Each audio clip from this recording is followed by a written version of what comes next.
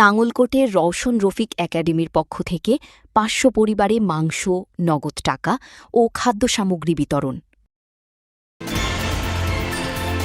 আপনারা দেখছেন সিএসটিভি, আমরা জনতার কথা বলি।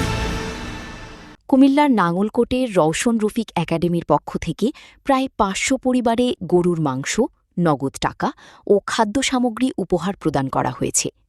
শুক্রবার দুপুরে নাঙ্গলকোট জামানস ক্লিনিক প্রাঙ্গণে অসহায়, দরিদ্র, বয়স্ক পুরুষ, মহিলাদের মাঝে মাংস, নগদ টাকা ও খাদ্য সামগ্রী বিতরণ করা হয়।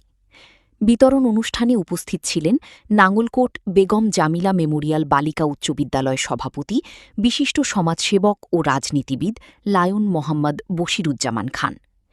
এ সময় উপস্থিত ছিলেন বিশিষ্ট সমাজসেবক আহসানুজ্জামান তুষার, Nangalkot Zaman's clinic manager Mahbub Alam caesar, সহ ম্যানেজার হাজী খোরশেদ আলম মিলন, আব্দুল হান্নান প্রমুখ।